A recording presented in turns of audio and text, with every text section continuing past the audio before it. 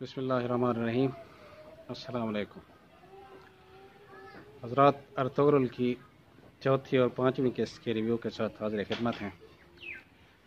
کچھ احباب جو ہے واٹس ایپ وغیرہ پہ یا میسنجر پہ میسج کرتے ہیں اور سوالات پوچھتے ہیں، تو ان سے گزارش ہے کہ ویڈیو کے نیچے کمنٹس میں سوالات پوچھا کریں ارطغرل کے بارے میں۔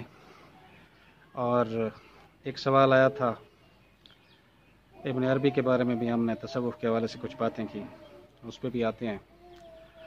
پہلے ایک چھوٹا سا ہلکا سا ریویو لیتے ہیں جو اقساط میں جو کچھ چل رہا ہے، اس کے بعد ایک دو باتیں کرنی ہیں تصوف کے حوالے سے، ابن عربی کے حوالے سے، رسم و رواج جو ہیں ان کے حوالے سے، اور یہ ڈرامہ بہت سے لوگوں کو ناپسند کیوں ہے، خصوصاً مغربی دنیا، سیکولر ورلڈ، ملحدین کو یہ ناپسند کیوں ہے۔ تو چوتھی قسط میں وہی سازشیں، وہی سلسلے، وہی مہمانوں کا اغوا کرنے کی سازش، اندرونی غدار بڈھا شامل تھا، کاج تیگر کا اعلی کار بن کر۔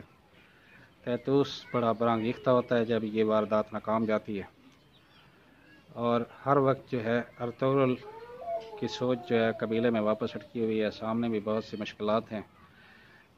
دونوں قسطوں میں آپ نے دیکھا ہے، چوتھی اور پانچویں قسط میں، کہ یہ ریاستیں قائم کرنا یا بنانا کوئی آسان نہیں ہے۔ یہ بیچارہ اس کی تمہید باندھ رہا ہے اور آگ اور خون کے دریا سے یہ گزر رہا ہے۔ وہاں پہ پہنچتا ہے، راستے میں حملہ ہو جاتا ہے، حلب جاتے ہوئے تیتوس کے آدمی حملہ کرتے ہیں، لیکن بہرحال بچ جاتے ہیں یہ لوگ۔ ابن عربی کی 2 دفعہ انٹری ہوئی ہے، اور ابن عربی جو ہے وہ ان کے خواب جو وہ اس کا بھی یہی خواب ہے کہ ایک سلطنت اور ریاست قائم ہو ان علاقوں میں مسلمانوں کی، کیونکہ مسلمان ہر طرف زوال اور انحطاط اور اضمحلال کا شکار ہیں، لہٰذا وہ بھی ان کے لیے دعا کرتا ہے۔ وہاں عزیز کے محل میں پہنچتے ہیں تو عزیز کا جو چچا ہے وہ انہیں واپس کر رہا ہوتا ہے کہ 2000 سپاہیوں سے کیا ہوتا ہے، تو میرے تو محل میں زیادہ سپاہی موجود ہیں۔ بہرحال وہیں پہ جو لڑائی ہوتی ہے ارطغرل کی اس کے محافظوں کے ساتھ، تو وہیں پتہ چلتا ہے کہ کوانٹٹی نہیں کوالٹی، ایک بندے نے 5-7 بندوں کو پھڑکا کے رکھ دیا ہے نیچے۔ تو پھر 313 کی بات بھی آتی ہے، بدر کی بات بھی آتی ہے، قرآن میں ہے کہ کم من فیعتن غلبت فیعتن کثیرتن باذن اللہ، لشکر کتنے ہی چھوٹے لشکر تھے جو اللہ کی اذن سے بڑے بڑے لشکروں پہ غالب آ گئے۔ تو یہ ایمان کی طاقت ہوتی ہے جس سے یہ مغربی دنیا صرف ڈرامے میں ایمان کی طاقت دیکھ کے بھی لرزاں ہے۔ تو سوالات جو ہے وہ اس حوالے سے کہ تصوف کے حوالے سے بات میں نے کی تھی پچھلے ریویو میں، تو اس پہ بات ہوئی ہے کہ تصوف کو آپ شاید برا جان رہے ہیں۔ تو تصوف ابن عربی نے یہاں پہ اپنی کرامات شروع کر دی ہیں، اینڈ ہوا ہے جب، تو اس قسم کے سلسلے جو ہیں یہ فیک قسم کے سلسلے ہوتے ہیں۔ خیر، البتہ اصل جو تصوف ہے، جو سب سے تصوف کا معنی آپ سمجھ لیں صفائی، یعلمہم الکتاب ویزکیہم ویعلمہم الکتاب۔ تو تزکیہ، اصل تصوف کا مطلب ہے تزکیہ، اور نبی علیہ السلام نے صحابہ اکرام کا تزکیہ کیا ہے قرآن کے ساتھ، اور اس جیسی مزکہ مجلہ مصفہ جماعت آسمان کے نیچے کبھی نہیں رہی۔ تو اصل تصوف تو ہے قرآن والا، باقی یہ ٹوٹکے وغیرہ یہ خیر۔ اور ابن عربی جو ہے اس کو شیخ اکبر کہا جاتا ہے، یہ اسلامی دنیا اور ایون کے تصوف کی دنیا میں بھی کافی متنازع شخصیت ہیں، ان کے چاننے والے بھی ایکسٹریم پہ ہیں اور ان کے مخالف بھی ایکسٹریم پہ ہیں۔ بہرحال یہاں ان کا جو کردار ہے وہ کافی پازیٹیو ہے۔ پورے جتنے 5 سیزن ہیں ان میں یہ قرآن اور حدیث اور سیرت کے واقعات سے جو ہے مجاہدین کا حوصلہ بڑھاتے رہتے ہیں۔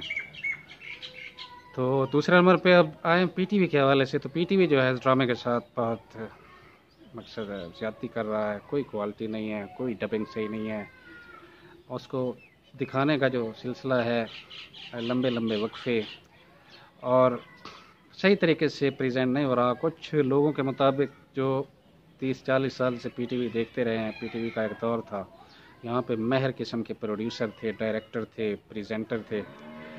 اب پی ٹی وی جس طریقے سے اس ڈرامے کو پیش کر رہا ہے، خصوصاً وہ لوگ جنہوں نے اس ڈرامے کو نیٹ فلیکس پہ دیکھا ہوا ہے، انہیں پی ٹی وی کی کارکردگی جو ہے وہ سامنے نظر آ رہی ہے، بالکل بورنگ اور واحد کارکردگی ہے۔ یہاں سے آپ یہ بھی اندازہ لگا سکتے ہیں کہ پاکستان میں جو سرکاری سیکٹر میں جو محکمے ہیں ان کی کارکردگی کیا ہے پرائیویٹ سیکٹر کے مقابلے میں۔ دوسرے نمبر پہ یہ بھی ہو سکتا ہے کہ لابیز پتہ ہے آج کل ہر جگہ پہ بیٹھی ہوئی ہیں، تو اس ڈرامے کو صحیح اس کی اصل روح کے ساتھ نہ دکھانا بھی شاید ایک سوچی سمجھی پلاننگ ہو، اور ورنہ پی ٹی وی کے پاس جو ہے مہارتوں کی، ہنروں کی کمی تو نہیں ہے۔ اوریجنل جو لہجے ہیں وہ اگر ہوتے، صرف ٹرانسلیشن ہوتی سب ٹائٹل کے انداز میں، تو وہ بھی کافی بہتر تھا۔ تو یہاں پہ سیکولر ورلڈ اور ملحدین اس وجہ سے پریشان ہیں کہ ڈرامے میں یہ ایسا ڈرامہ ہے، انتہائی لمبا ڈرامہ، جس میں با جماعت نماز دکھائی جاتی ہے، اکثر افراد جو ہے نماز پڑھتے دکھائی دیتے ہیں، دعائیں کرتے دکھائی دیتے ہیں، اسلامی شعار ہوتا ہے، نبی علیہ السلام کا اسم گرامی جب آتا ہے تو سارا حاضرین جو ہے سینے پہ ہاتھ رکھتے ہیں، اے واللہ، اور بے اور آبے اور اس قسم کے یعنی الفاظ جو ہیں اوریجنل ایسینٹ کے ساتھ، وہ بڑا زبردست امپیکٹ ڈالتے۔ اب یہ بجھا بجھا اور بورنگ سا ڈرامہ ہوتا جا رہا ہے۔ اب بہت سے لوگ جو ہیں ہمارے ہاں بڑے بنیاد پرست قسم کہتے ہیں، بڑا مذاق اڑاتے ہیں ڈراموں سے کیا ہوتا ہے، تو آپ دیکھیں کہ اسی ڈرامے میں جہاد، اسلامی شاعر، نماز، روزہ، یہ چیزیں جب دکھائی گئی ہیں تو مغربی دنیا صرف ڈرامے کی حد تک ان چیزوں کے دکھائے جانے سے پریشان ہے۔ اگر مسلم معاشرے کے 20% طبقے میں بھی عملی طور پر یہ چیزیں آ جائیں تو یہ دنیا کتنا پریشان ہوگی۔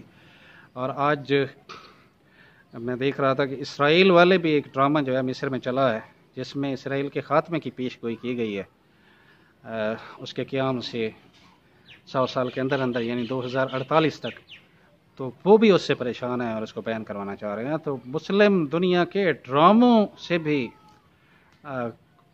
کافرانہ جو دنیا ہے وہ پریشان ہے۔ اگر مسلم ڈرامے چھوڑ کے حقیقت میں یہی کام شروع کر دیں تو کیا نظارے ہوں گے۔ آخر دعوانا الحمدللہ رب العالمین۔